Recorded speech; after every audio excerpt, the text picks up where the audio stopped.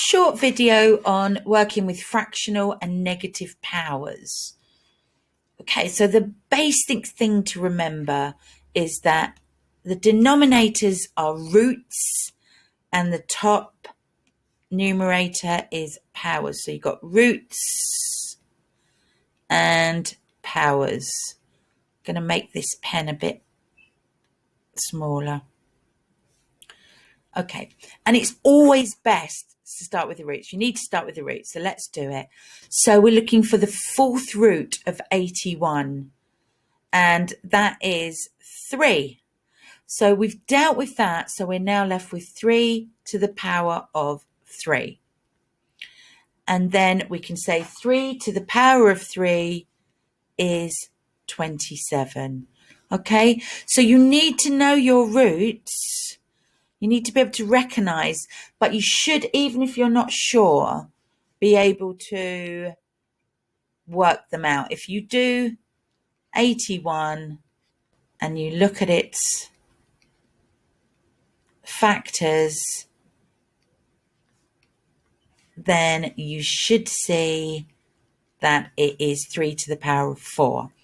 Okay, so the fourth root of 81 is 3. So we write that and then we leave it as 3 to our power. 3 to the power of 3 equals 27. And there we have it. If you feel confident, pause the video and have a go at the next ones.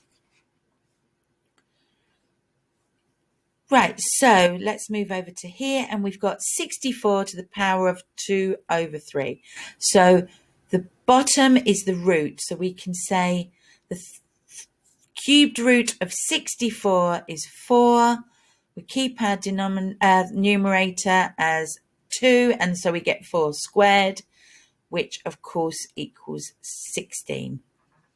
Okay, down here.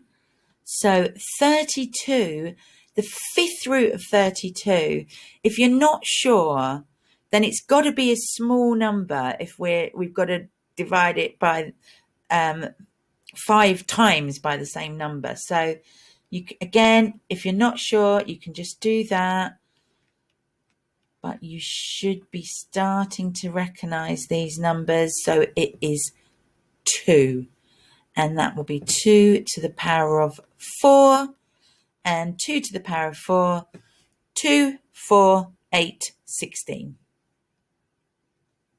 And that's that one done. Let's wipe this.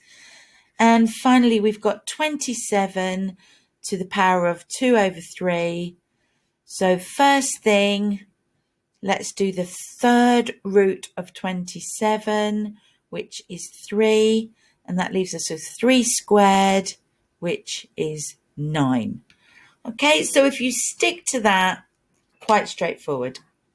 And they're usually 1, maximum of 2 marks, but usually just 1. Let's go on to the next page. So the next page is just slightly different because we've got a negative. And the negative means we're going to end up with a fraction. And you can do the negative at the start or the end. Doesn't matter. What is important is to do the root before the power. But let's on this first one, let's deal with the negative first. So we can say that would equal, and I'm going to put it up here because I might do it the other way in afterwards.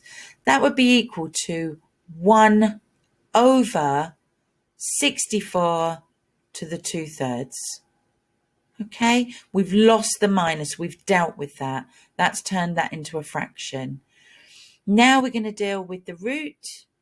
So that would be the third root, cubed root of 64 is 4. And then we've got the 2 power left. So we then just say 4 squared is 16. So 64 to the minus 2/3 is 1/16.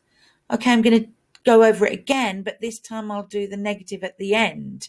So you could start with your root and say third root of 64 or the cubed root of 64 is 4, and that would be to the minus 2. Okay, now I'm going to deal with the square, which is which is 16 to the minus 1, and then I'm going to deal with the negative and make it 1/16. Okay, so you can do the negative part wherever you want.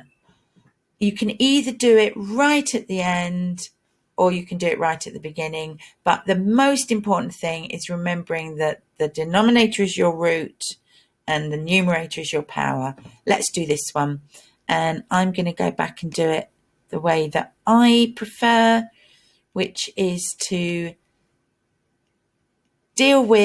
let's deal with the fractional part first. 1 over 32 to the 2/5. So that is what sometimes confuses. The negative is telling you that it's fractional, and the fractional is dealing with the roots and powers. So that can sometimes be confusing. Okay, so we've now got 1 over 32 to the 2/5. We've lost our minus. So now let's deal with the 5th root. So that would become 1 over 2, which is the 5th root of 32 to the power of 2, and 2 squared gives us 4. And the final one, we've got 81 to the minus 3/4. So let's start with that negative, and that's going to mean that we get 1 over 81 to the 3/4. Now we're going to deal with the root, which is the denominator. So we're looking for the 4th root of 81, which is 3. And 3 is going to be cubed. So that's our final step. 1 over 3 cubed, which is 27. Okay, once you get into the swing of those, that is the simplest way to deal with them.